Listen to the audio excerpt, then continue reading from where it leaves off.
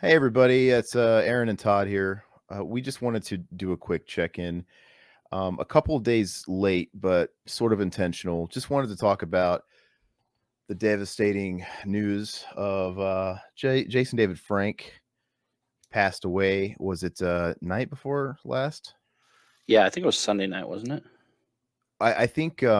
Gosh, I think the rumor mill was going on late Sunday or early Monday or something like that. Yeah, I think it was Sunday. I think you're right. But I just thought we should take just a few minutes to talk about it, just because um, after I've had a couple of days to sort of ponder about it, it's I don't know, it's kind of hard to talk about. He obviously did a couple of interviews for us. I've had a handful of run-ins with him over the years, and I just felt like he was notable to talk about. I don't. Whenever something like this happens, whenever anybody I either know or just somebody that we know of takes their own life, it really messes with me. It really messes with me, and I think it maybe activates a few triggers within myself, and so I try not to get real down, and I try not to be too depressed. But he kind of hit hard, because obviously he wasn't like family or anything like that, and I was just a fan, like a lot of people were my age, of the Power Rangers. I mean, dude, I was one of the kids that had to have the Green Ranger toy that hot Christmas, that first year Power Rangers season 1 came out, the head flipping Power Rangers and stuff Absolutely, like yeah. that. I I had was that so one huge too. on, I've told the story a million times. I had to see the movie, and I had to. My dad bought me the VHS and the clamshell case the second it came out, and he paid way overpriced for it because he bought it new at a rental store. Oh shit, And yeah. yeah, and I've told the story a million times how I lied to my mom and rented the Pagemaster just because I wanted to see it was promoting the exclusive sneak peek trailer of the Power Rangers Well, movie. that's the only reason you wanted the page Oh master. yeah, and then even my mom was wise to it. She was like, "Now, do you really want to see this, or do you just want to see this trailer?" Because no way she wanted to spend the money to rent a whole movie for a 2-minute trailer. And I was like, "No, of course, it looks fantastic. It looks fantastic. I want to see this Mac movie. It looks really good." And of course I lied because I had to. Dude, I drove my mom crazy to buy the Jello that was branded with the Power Rangers movie tie-in. The Yeah. Jello. It's like I had a problem. But you know, the real reason it's not because I was a fan or he was a huge part of my childhood. Power Rangers, Ninja Turtles, all that stuff. Power Rangers were huge for me. It's not even because of that, man. There's a lot of celebrities that come and go, and that's real sad. But I wanted to acknowledge him because when we were starting out doing this podcast, we started 11 plus years ago, and we were doing the podcast. This is back in the days with like Lush and stuff.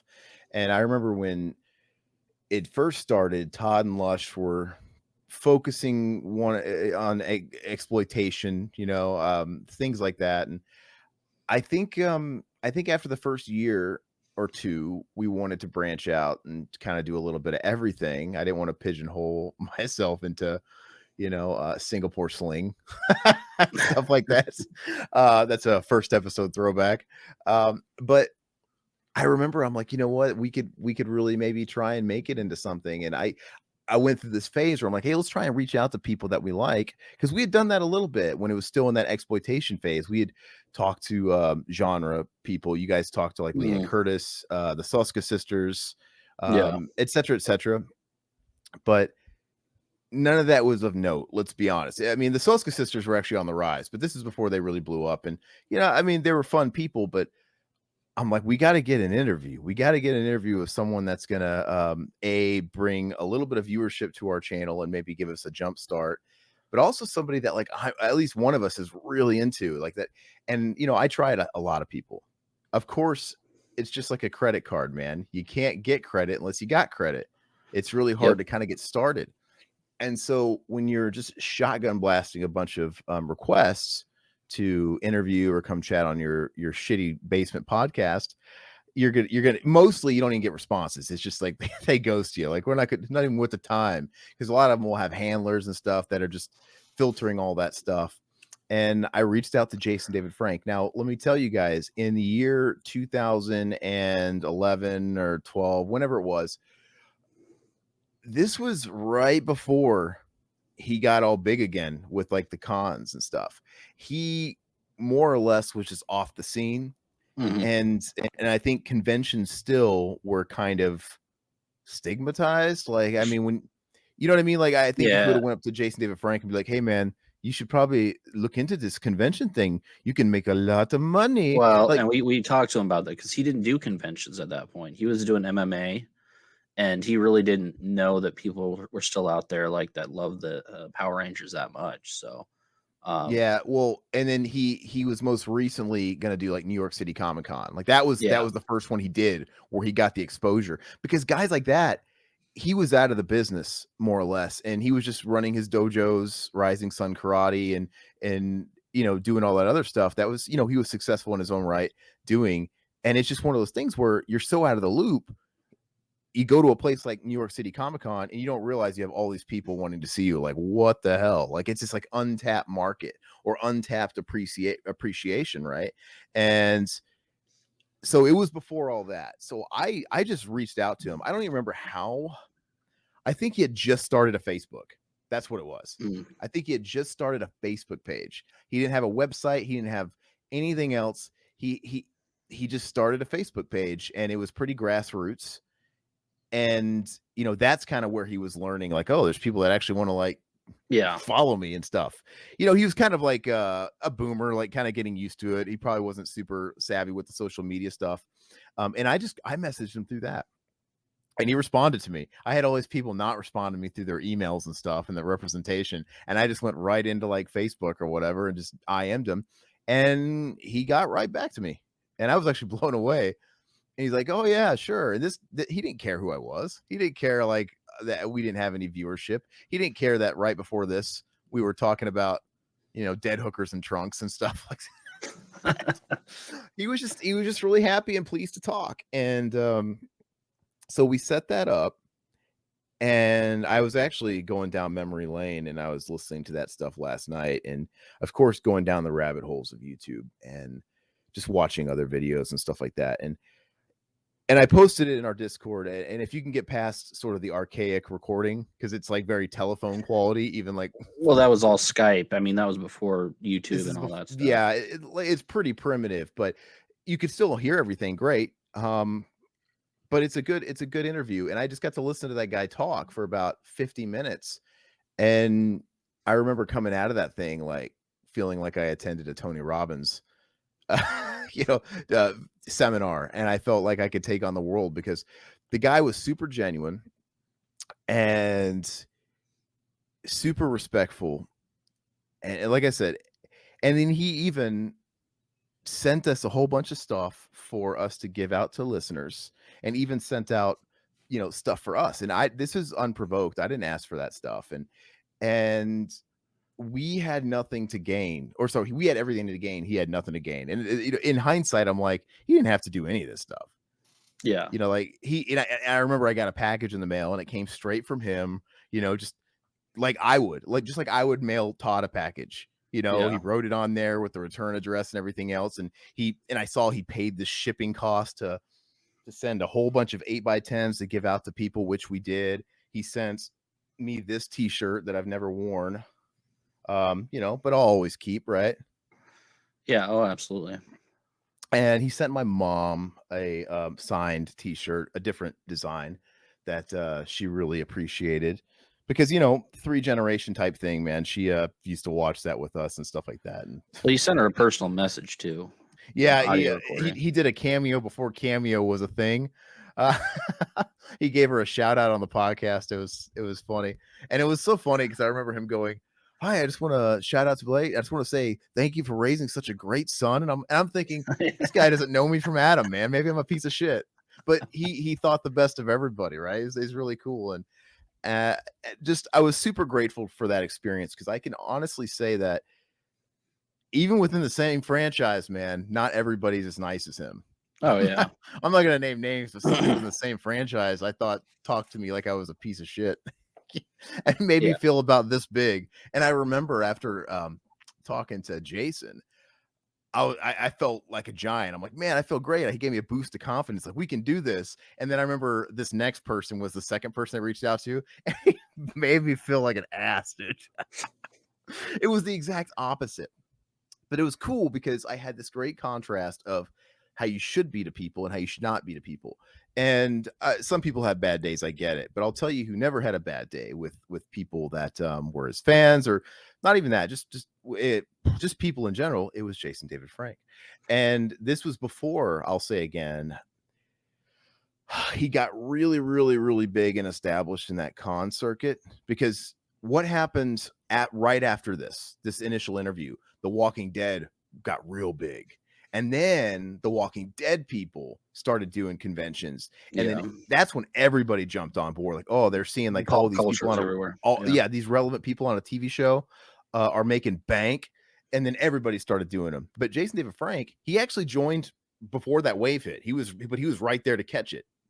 And he cleaned house doing those things, man. And I'll tell you, I've seen him on a few occasions. The guy, unlike some people where one never knows, you might go to see Fred the Hammer the next day and he just didn't show up, or Yeah. he left early, or Tom Savini is treating you like you're lesser than, or all these stupid people or whatever. That guy, legit, he always had a thing about treating you like you were the most important person in the room when he was talking to you. You even saw it when we saw him in person at that Oh, one absolutely. convention that we went to together. You could tell he's giving everybody 300%. Like this, they are the center of attention, and that's just got to make people feel like $1,000,000. And so that kind of thing resonated. And and even just obviously it got a little bigger. But back when we talked to him that first time, he just treated you like a person. He was just a real guy, man. He sent He me his gave you phone his phone number. number. Yeah, he He gave you gave his me phone he gave number. me his phone number and his personal emails and stuff, and we would text, and I used to have a few voicemails saved, and I hate that I don't have them anymore. I think I was on Google back then or something, like a or what am I thinking? Android. But yeah, it was really cool, man. And he was just a regular guy. And I remember I was supposed to go to St. Louis to interview him at a Wizard World We went. convention. Yeah, we went. No, this is different. Oh, This okay. is not that one. Yeah. It was before that one. Oh. And it was a buddy went with me. He was going to be my little cameraman. And we got caught in a blizzard. So we basically missed the whole dang first day because we got stuck. And I remember as I was coming in, I passed him out the door. Like, he was leaving, and he had his bag, and he was trying to catch a flight. And we acknowledged each other and everything else, but he had to catch a flight, and apologetic and stuff like that. And it was totally cool. And I went out to the car and got back to the road. He was hitting me up and texting me from the car on the way to the airport, apologizing and saying, "Hey man, we'll make it right," or whatever. And we did. We went the next year, and me and Todd went, and we got another interview that was up. It's just a great guy, man. I just wanted to say what everybody's already saying, is that he was really genuine. I think it's really sad when people feel so down and so hurt that they feel they need to exit, prematurely. And I guess it just goes to show that even your superheroes, or the people you think look the strongest or seem the healthiest, I mean, you just never know, man. A lot of people are hurting inside. So I think I want to sort of close this out with just saying, I think we should normalize. And by the way, I'm not just saying this because it's like the moment thing to do. We should always keep this at the on our minds, but we should really normalize asking how we're doing, man. I Oh, think absolutely. it's really common. If you have someone say, "Hey, what's up? How you doing?" We just by default say, "I'm good," right? Especially in COVID time, that didn't help out anything. And it's a two-way thing, man. I think we need to normalize asking people how you're doing, the people you care about especially. And we need to normalize telling people how you're doing, right? Yeah, It's yeah. almost this like unspoken small talk thing where it's like, "How you doing?" "Good." And you just go about your day. You might as well just be saying, "Hi, get the fuck out of my face." No, so I think people need to check up on each other, because a lot of people, I can't speak for Jason, but a lot of people might have pride, you know, maybe they feel it's off brand for them to reach out for help or show vulnerability. But I mean, vulnerability is not weakness. So at all. And So if you I need know to talk, yeah, if you need to talk to somebody, just reach out to us too. If you need to talk about anything, I mean, I don't want to see anybody go down that road. It's terrible, man. but there's a lot of people can talk to. Like, you know what I Yeah. mean? I mean, there's a lot of people and there's a lot of outlets. But I can tell you from firsthand experience, I get it. I get it. Sadness is not the same thing as depression. And when you're suffering from depression, your brain just thinks differently. It Mm. just I think somebody that maybe doesn't understand, it's easy for them to say, why would anybody want to do that to themselves? Or like, oh, that person had kids, or that person had money, they had everything, or they had a loyal. It's not that easy. I think that's like a mathematician trying to tell somebody that 1 + 1 = 2. But when you're depressed and you have like a chemical imbalance or whatever's going on with you, man, 1 + 1 all of a sudden means 3. And it makes total sense. Because I can Yeah. tell you, man, whenever I've gone through little bouts of depression, I know firsthand that all you want deep down during that time is someone to talk to. But I also know the last thing you'll do is reach out to talk to somebody. Yeah, absolutely. All you're doing is beating yourself up and living in a hole. And just, in my case, I just would get under a blanket and just ride it out, knowing it's going to be a rough few days. And I know that everything going on in my head doesn't make sense. And I should just, because, dude, I'm telling you, I start thinking wicked thoughts that don't wire together right. And then once I get through it, I'm like, in hindsight, like, oh man, I'm glad I got through that. Right. Anyway, nobody should feel like they should be alone at times like that. So, and lastly, this is just a video we wanted to put out there really quick. We're not monetizing this, obviously. I don't think it would matter if we did anyway. I mean, like I said, our channel doesn't. We No, don't stand a prayer on monetization, but no. none of this is monetized because I just got to say, going down the rabbit hole of Jason David Frank last night, going on YouTube, wanting to watch recent interviews and stuff like that, the abundance, and this isn't like limited to him. This is anytime somebody famous dies, the abundance of videos that were like copied from like his live streams or whatever that are titled "Last Ever David Frank That's video." sick, dude. Yeah. You know how many last ever Jason David Frank videos I saw on YouTube? About 20 different ones. Right? Now, how is that possible? So the people exploiting and taking advantage of people dying for clicks is That's sick, absolute dude. bullshit. It's Yeah. scummy, it's disgusting, and that's the last thing I would ever want to do. Yeah, it's absolutely disgusting and just terrible. But anyway, we just wanted to give you a small story. I saw a lot of people that knew him were sharing stories about him, or people that just had run-ins with him. And I felt like we should do the same because I got to say, man, the guy was aces, super nice. Forget pop culture, forget relevancy, forget the fan base. As a human being, he was really nice. And you could tell he was the type of guy that just saw you as an equal, and he would probably give you the shirt off your back. You know what I mean? Yeah, what's cool about him is he when he was doing those cons, he was also like in between like sessions, he would do like karate instruction and stuff like that with Uh, fans, which I thought was pretty cool. I mean, how often do you see that? Like somebody you actually watched giving you a karate lesson in the middle of the con. It's just yeah. cool shit like that, man. He cared about people. So Well, I remember, this is so trivial, but I remember when Todd and I last interviewed him in person. I remember we were waiting for his like table to clear up to intercept him or whatever. Remember, he had like these little kids come up to him, and he would be cheeky with them. They'd be with their parents, obviously, who probably grew up as Power Ranger fans, and the little yeah, kids were next generation Power Ranger fans. And I remember his handler would like look away, and he would be like, "Shh, go now, she's not looking, take it, take it, take it." And he would tell his kids to just take the stuff for free off his table. Like, she's not looking, take it, take it. And it was so cool, man, because he was, like I said, he gave us a truckload of stuff. He went and mailed it. He went to the post office, mailed it personally, paid the postage.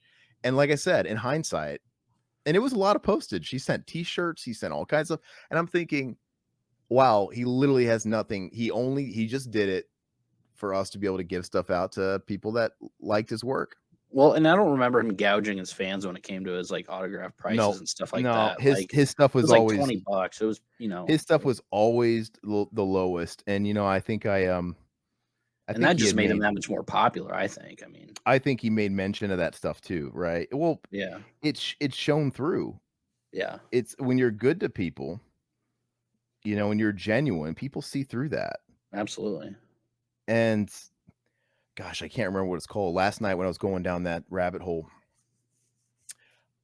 I don't know how I missed it because I follow him on YouTube. Jason David Frank had a YouTube channel, and about a year ago, he posted a short film that he had made. And I wish I could think of what it's called. I'm gonna look at it really quick, but basically, it started off as a poem that he wrote, and he made it into a short film, and I was actually pretty impressed with it. It wasn't I'm not just saying that because he passed away and I was feeling nostalgic or whatever. It was pretty well done, and at first I thought it was somebody else's poem, and he just kinda made the little short film, starring him alone, and then I read that he actually wrote the poem, and I was impressed because I thought the poem was really good. And when you watch this video, it's like him in a round table talking to different versions of himself, talking about one of them's depression, one of them's anxiety, one of them's and I don't know, when you watch something like that now after this, it's like, oh man, like this guy was a little deeper than people let on. And you know what? I think his acting was pretty good too, to be honest with you in it. I know Yeah. it's easy to be like, oh, this guy's a cheese ball or whatever, the cheese ball Power Ranger stuff, but whatever, man. More than anything, he embraced it. He embraced the people that enjoyed him, enjoyed his work. He embraced that. I think that's why people liked him. Not to ramble on here because you go to those conventions or you meet someone in public, there's the obvious paycheck players, Oh, right? yeah.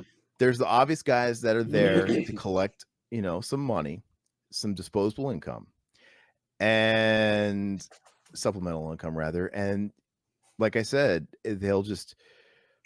they're not giving you the time of day. They're treating you like cattle. And then there's guys like him who fully embraced who he was. Like, hey man, I'm the Green Power Ranger, and that's pretty damn cool. Because, dude, when he was the only guy doing that, you'd go to these conventions and you'd see if time allows, right? These guys who probably were done being Pinhead from Hellraiser, not to call Yeah. people out. And they were just there because it was their income, and they really couldn't get work anymore. This guy came at you like a ball of energy, spray painted his hair green for a couple of years, just fully embraced it. Like, hey man, and the fans love that, dude. Because dude, when you meet somebody of something that you like and they act like they don't want to be there or talking to you, it deflates your balloon, man. Oh, Like, absolutely. And I watched his TikTok not too long ago where he was, like, going in depth of, like, all his pet Power Ranger memorabilia and, like, how it used to look on the show and all this shit. It's just like he genuinely loved, the Green Ranger, which is cool. Because a lot of actors, they don't really give a shit, once, 20 well, years later. because for the longest time, I always took it as okay. By the way, guys, that short film was called In My Head. You should watch it. It's on his actual YouTube channel, JDFFFN. Um, it's worth a watch. But yeah, I mean, I think the way it came off to me was he tried his thing in acting.